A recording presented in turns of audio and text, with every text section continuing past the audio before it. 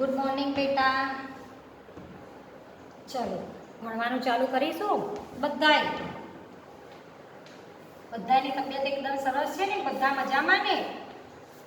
અચ્છા, શિયાળો ચાલુ થઈ ગયો છે. બધાએ સ્વેટર બેટર બધું પહેરી લેજો, નહીંતર બધાને શરદી થાય એટલે કોરોના બી જઈએ ને આપણે, હોય તોય નહીં. એટલે બધાએ સ્વેટર બેટર બધું કમ્પ્લીટ પહેરવાનું, બરોબર? જ્યાં હોય ત્યાં ફરવાનું નહીં અને આપણી તબિયત સાચવવાની, બરોબર? બધાએ ઓકે. બધા વાંચો છો કમ્પ્લીટ બધું?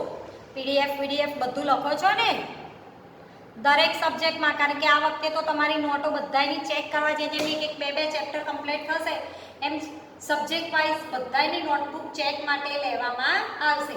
એટલે જેની નોટબુક ચેક થયેલી પૂરું નહીં હોય અને ચેક કરવામાં આવશે ત્યારે તમારા માર્ક્સ પછી નોટોના જે 5 માર્ક્સ આપણે હોય છે મળે તમને. હા, એટલે એના માટે આપણે બધાએ કમ્પ્લીટ નોટબુક અને સ્વાપોથી કરવાની છે. સ્વાપોથી આવશે એટલે એની પીડીએફ મૂકીશું, બરાબર? અને આવી ગઈ છે તો આપણે મૂકી દઈશું. ઓકે, ચલો તો હવે આપણે ભણીશું આગળ. અભ્યાસ 6 સુધી મેં તમને ભણાવ્યું હતું. અરે સોરી, અભ્યાસ 7 સુધી. હવે આવ્યો ગયો અભ્યાસ 8. આ પાઠ થોડો લાંબો છે અને એમાં સમજવાનું પણ ઘણું બધું છે. કારણ કે આ બધું સર્વનામ છે, સર્વનામની સાથે વચન પરિવર્તન છે, પછી પ્રેપોઝિશન્સ જે કહેવાય ને એ છે. આપણે હિન્દીના પ્રેપોઝિશન્સ છે આ બધા. ઓકે, બરાબર? એટલે આ બધું આપણે સાથે ભણવાનું છે ને આના ઉપરથી જ આગળ તમારે 5મામાં 6ઠામાં ઘણું બધું તમને, કારણ કે 5મામાં અને 6ઠામાં વચન પરિવર્તન હશે, આપણે 4થામાં પણ આવશે. ઓકે, એટલે વચન પરિવર્તનનો વિડીયો મેં બરાબર મૂકી દીધો છે. મૂક્યો છે ને? દાઈ જોઈ લીધો? ઓકે, એટલે પછી એના પ્રમાણે આપણે એ તમારે વચન પ્રવિત મેં નોટબુક જ્યારે બનાવવાની લાઈવ લેક્ચર લિંક કીધો ત્યારે મેં તમને કીધું હતું કે જ્યારે પણ તમે નોટબુક બનાવો ત્યારે તમારે પાછળથી 25 પેજ છોડી 20 કે 25 છોડશો તો પણ ચાલશે. એમાં તમારે વ્યાકરણ લખવાનું છે. ઓકે, ચાલો તો આપણે અભ્યાસ 8 કરીએ. એમાં શું છે? મેરા. પછી આગળ છે તુમ્હારા.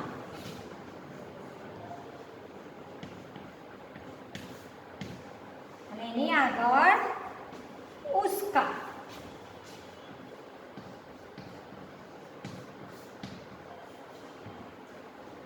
ફર્સ્ટમાં આવશે મેરા. मेरा मतलब मारू.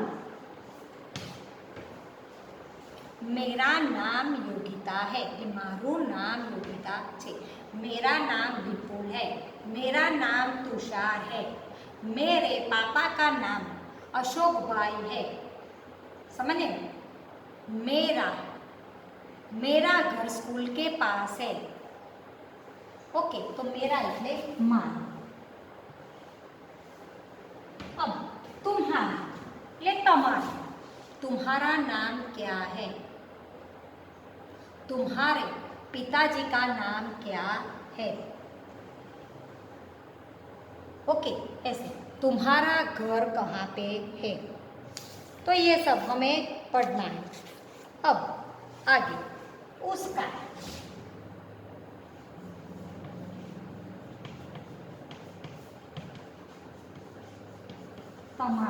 તમારો. ઉસ્કા એટલે તેને. તે કાં તો તેઓ, પેલી, પેલું, તેનું જે એટલે કે उसका नाम रोहन है. उसका रंग काला है. उसकी आवाज मीठी होती है. तो उसका એટલે તેનું. अब मैंने पहले बताया कि उसका, तो यह उसका थैला है. यह उसकी पेन है. यह उसका बैग है. यह उसका थैला है. ऐसे ये सब उसका એટલે આ તેનો થેલો છે, આ તેની પેન છે, આ તેનું ઘર છે. तुम्हारा तो मैंने बता दिया आपको कि तुम्हारा नाम क्या है, तुम्हारे भाई का नाम क्या है, तुम्हारा घर कहाँ पे है, तुम्हारा स्कूल कहाँ पे है, ये सब हम पढ़े. हम किसी को कुछ क्वेश्चन करते हैं तो ये उसका नाम क्या है, तुम्हारा नाम क्या है, तुम्हारे स्कूल का नाम क्या है। किसी को कुछ क्वेश्चन करते हैं तब तुम्हारा वो शब्द का हम प्रयोग करते हैं। समझ में आया? ओके, चलो तो हम ये उसका अनुवाद करेंगे। यह किताब है, देखो चित्र में एक लड़का किताब दिखा रहे तो आ चौपड़ी छे, यह मेरी किताब है, आ मारी चौपड़ी छे। मेरा એટલે એમાં मेरी, मेरू, मेरी और मेरा।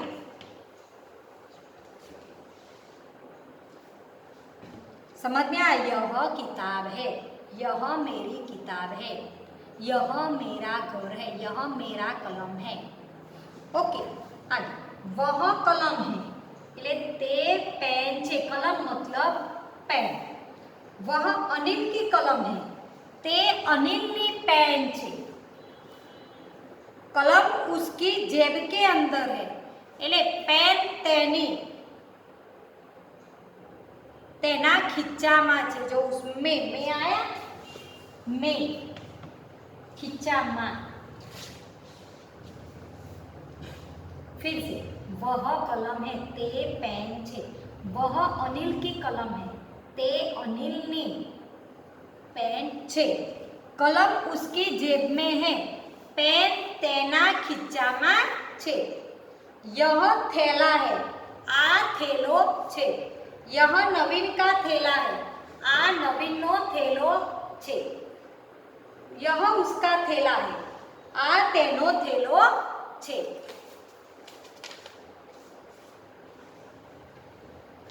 वह कॉपी है, कॉपी मतलब प्रिंट के આપણે કોઈ પેપરની કોઈ લખેલું લખાણ લખેલી પેપર હોય ને એટલે આ કોપી છે। वह आशा की कॉपी है, तो તે આશાની કોપી છે। यह कंपास है, आ कंपास छे। यह तुम्हारा कंपास है, आ तारो कंपास છે કે આ તમારો कंपास છે। समझ में आई बताने बात? तो हमने आज अभ्यास 8 सीखा जिसमें मेरा, तुम्हारा और उसका। ओके, मेरा मतलब मारू मारी, तुम्हारा मतलब तारू तमारू, उसका मतलब तेनु के तेना। समझ में आया? ओके, तो हम अभ्यास 8 तक हमने किया जिसमें सारे प्रेपोजिशंस थे जो हम सब पढ़ रहे हैं। ओके, अरे सॉरी, हम पढ़ रहे हैं और हम पढ़ चुके हैं। आप सबको याद करना है कि सर्वनाम तो यह, वह, ये, वे, उसका, इनका, उनका, तुम्हारा, मेरा, हम, तुम, तुम्हारा, ये सब सर्वनाम है जो हम हमारे फर्स्ट सेमेस्टर में पढ़ चुके हैं। उसके आधार से हम वचन परिवर्तन सीख रहे हैं। ओके, समझ में आया? अच्छा, अब हम आगे हमारा अभ्यास 9।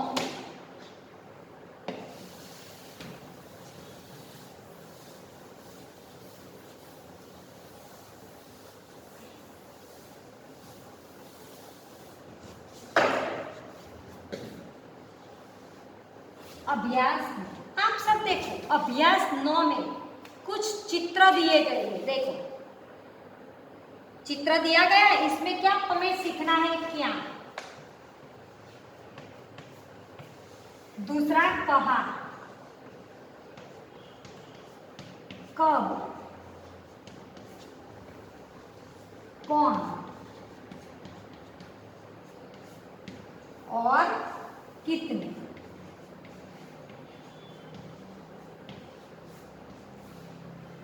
तो ये सब पहले तो मैं बता दूं, ये सब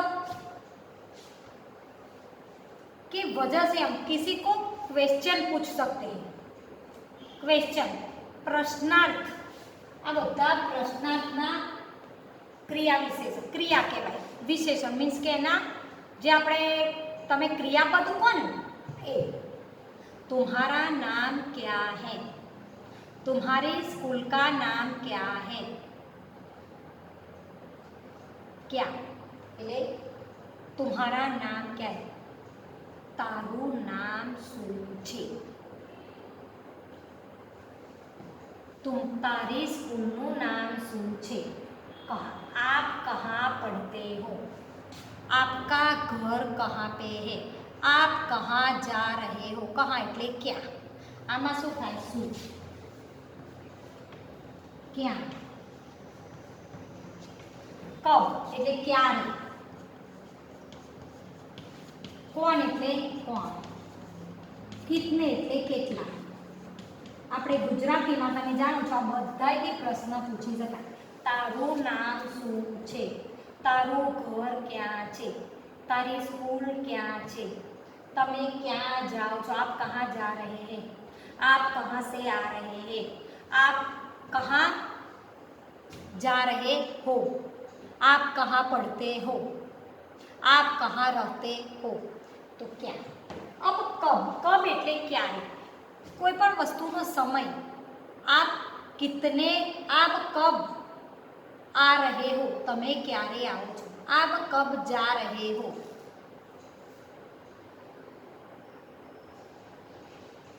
आपकी छुट्टी कब होगी, आपकी स्कूल का समय कब खत्म होगा, क्या आपकी स्कूल का समय कब से शुरू होता है,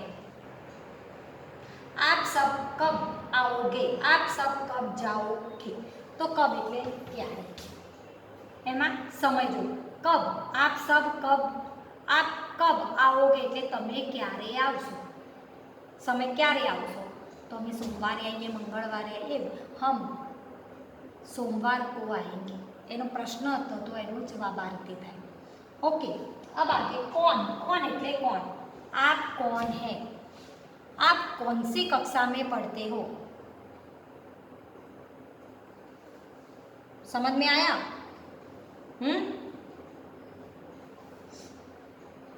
आपके पास कौन है, आपके शिक्षक कौन है. तो ये कौन એટલે कौन. अब કેટલા, कितने, आपके पास कितने पेन है, आपके पास कितने शर्ट है, आपके पास कितने घर है, आप कितने बजे आओगे, आप कितने बजे जाओगे, आप कितने भाई हो, आप कितने, आपकी कितनी बहन है, आप कितने એટલે કેટલા. आपकी कितने बजे छुट्टी होती है, કેટલા. तो ये सब प्रश्नवाचक क्रियापद थे. तो उसमें से मैं આ બધાથી આપણે કોઈને કોઈ પણ વિશે માહિતી મેળવી શકીએ છીએ અને કોઈ પણની માહિતી લઈ શકીએ છીએ. કોઈને કોઈ પ્રશ્ન પૂછવો હોય તો આના વિશે તમે ઇંગ્લિશમાં હુ, વોઝ, વેર, વેન ये सब આપણે બરોબર. ये કોણ એટલે હું, વેર એટલે ક્યાં, વેન એટલે ક્યાં,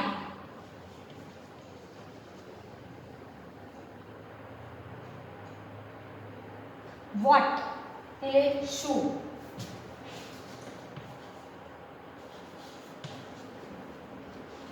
क्या, वेर એટલે क्या. तो ये सब इंग्लिश में आप पढ़े हो ना, वो सेम टू सेम हमें इंग्लिश में पढ़ना है. ये सब WHA क्वेश्चन वाले हैं जो आप किसी को क्वेश्चन पूछ सकते हो. तो इतने ओके. तो अब ये आप सबने ये चित्र देखा, देखो सब ये पूरा ध्यान से आप अपनी किताब में ये चित्र देखो और चित्र देखो आप कर उस क्वेश्चन के आंसर देने हैं. देखा सबने. यस. ओके. तो देखो आप सबको चित्र में क्या क्या दिखाई दे रहा है. देखो पहले तो एक घर है ना, उसके ऊपर दो बादल है, बादल के नीचे एक पहाड़ दिखाई दे रहा है. घर के साइड में देखो दो नारियली के पेड़ दिखाई दे रहे हैं, पेड़ के पीछे भी पहाड़ है और घर के सामने एक गाय दिखाई दे रही है, हमें दिखाई देती है. उसको गाय को देखो एक लड़की ने पकड़ा हुआ है, ऐसे में दिखाई देता है ना, गाय के पास लड़की और उसके आगे दो मोर कला किए हुए जो दिखाई देते हैं और गाय के पास में एक बड़ा सा पेड़ है और पेड़ पर बंदर है। देखो दो बंदर, देखो एक नीचे एक ऊपर, दोनों उछल कूद मतलब मस्ती, अपनी भाषा में मस्ती करे छे। जो बे कितने बंदर है? दो बंदर है ना। तो पूरा चित्र हमें समझ में आया कि ये चित्र देखो है ना। ये चित्र में घर है, घर के ऊपर दो बादल है, पास में नारियली का पेड़ है, घर के आगे एक गाय है, गाय के पास लड़की है, लड़की के पास दो मोर है और गाय के पास एक बड़ा सा पेड़ है। पेड़ के ऊपर दो बंदर है, पेड़ के ऊपर। देखो ये सब जो हमने आगे पढ़ा उसका ही पूरा इस चित्र में हमें वर्णन किया गया है। जो हमें ये सब इस चित्र के आधार पर से क्वेश्चन आंसर करने हैं। देखो आपको नीचे शिक्षक चित्र के आधार पर प्रश्न पूछिए, छात्र उत्तर दीजिए। जैसे कि यह क्या है, तो यह क्या है? तो यह गाय है। पहला प्रश्न आ गया कि यह प्रश्न किया है कि यह क्या है, क्या सोचे, तो यह गाय है।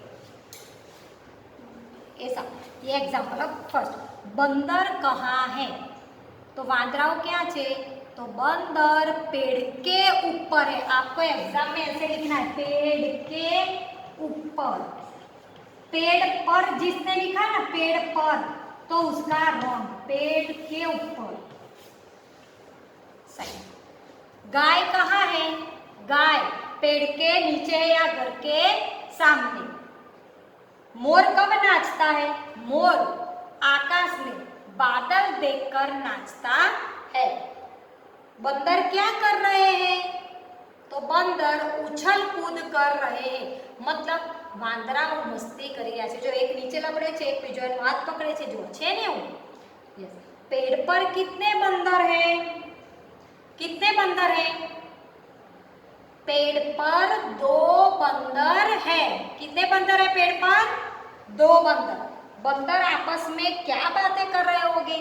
तो क्या बातें करें? तो वो कोई भी बातें कर रहा होगा, कुछ भी बोल सकते हैं। उसका मन में क्या है हम सब कैसे पढ़ सकते। तो बंदर को ज्यादातर क्या पसंद होता है? फल। तो हमारा क्वेश्चन का आंसर आपको जैसे पसंद आए वैसे नहीं लिखना। एग्जाम में भी जैसे मैंने नोटबुक पे लिखा है वैसे ही आपको लिखना है, अपने हिसाब से। बंदर आपस में बातें कर रहे होंगे कि हमें फल कब और कहाँ खाने को मिलेंगे, फल कब खाने को मिलेंगे। समझ में आया? तो ये और ये अपनी नोटबुक में जैसा आंसर लिखा है वैसा ही सेम टू सेम लिखना है, याद रखना सब। दूसरा, लड़की गाय से क्या बातें कर रही होगी? लड़की तो गाय से अपने हिसाब से कुछ भी बातें कर रही होगी कि तू बहुत सुंदर है, तू शांत है, तू मुझे बहुत पसंद है, कोई भी बातें कर रही होगी। लेकिन हम हमारी किताब के नोटबुक पे आधार पे हम कहते कि लड़की गाय से बातें कर रही होगी कि तू अभी चरने जा, बाद में मैं तुझे रोटी खिलाऊंगी। गाय अक्सर चरने जाती है ना खेतों में, तो लड़की उसे यह कहती है कि तू अत्यारे चरवा जाओ, तू आवीस त्यारे હું તને रोटली खवड़ाईस। हम सब गाय को रोटी डालते हैं ना, यस, खिलाते हैं ना ऐसे। तो लड़की भी ये कह रहे थे कि लड़की गाय से बातें कर रही है कि तू अभी चरने जा, बाद में मैं तुझे रोटी खिलाऊंगी। या गाय के पास कौन है? गाय के पास कौन है? तो गाय के पास लड़की है। लड़की है ना। आप ये मत लिखना कि मोर है या बंदर है, पेड़ है, ऐसा कुछ नहीं। गाय के पास लड़की है, पेड़ है, पर ऐसा नहीं लिखना कि गाय के पास पेड़ है। गाय के पास लड़की है, वह क्या कर रही है? तो क्या करे? तो वो गाय के गले में हाथ पसारती। हाथ पसारना એટલે તે ગાયના ગળા हाथ फेरवे છે, गायना गळा ઉપર जो गाय के गले पर हाथ पसारती है। ओके, ये क्वेश्चन आंसर आप ध्यान रखना सब, कोई उलट सुलट लिखना मत। जैसे हमने नोटबुक में लिखा है वैसे ही सेम टू सेम आपको नोटबुक से हाँ लिखना है, पढ़ना है और तैयार करना है। ओके, समझ में आया? पूरा पाठ समझ में आ गया? तो हम आज ये हमारा दूसरा पार्ट बढ़ते कदम हम पढ़ चुके। हमने क्या क्या पढ़ा ये आपको समझ में है कि वचन परिवर्तन पढ़ा, सर्वनाम पढ़ा और ये प्रश्नार्थ वाक्य भी कैसे बनाते वो भी हमने पढ़ा। WHO वाला अपने इंग्लिश में से वैसा हमारे हिंदी में, तो ये भी हमने पढ़ा। इस पाठ में हमने बहुत सारी चीजें जानने को मिली, बहुत सारी जो ग्रामर की चीज थी वो हमने पढ़ी है। तो आपको इसके हिसाब से आगे बढ़ना है, आपको याद रखना है कि क्या, किसे और कब इसका प्रयोग किया जाता है। ओके ओके, चलो तो ये सब आपको जो एक क्वेश्चन 8 है मैंने ये लास्ट वाला था, तो उसमें आपको किताब में ये चित्र आपके पास हो सके तो आप चिपका सकते हो या ड्रॉ कर सकते हो, ये कंपलसरी है क्योंकि चित्र देखकर आपको क्वेश्चन आंसर करने हैं। तो ये आपको चित्र आप દોરી પણ શકો છો, ચોંટાડી પણ શકો છો અને ઝેરોક્સ પણ લગાવી શકો છો। સમજ પડી કે પણ આ લગાવવું ફરજિયાત છે કારણ કે એના ઉપરથી પ્રશ્નોના જવાબ લખવાના છે। સમજ પડી ગઈ બધાને? પડી? ઓકે, ચલો તો આજે આપણે આ પાઠમાં આટલું ભણી ગયા। દરેક જણ યાદ કરજો। નેક્સ્ટ વિડીયોમાં હું ફરી આનું રિપીટેશન કરીશ ને તમને થોડા ક્વેશ્ચન આન્સર કરીશ કે તમને કેટલું યાદ છે। ઓકે, ચલો બાય।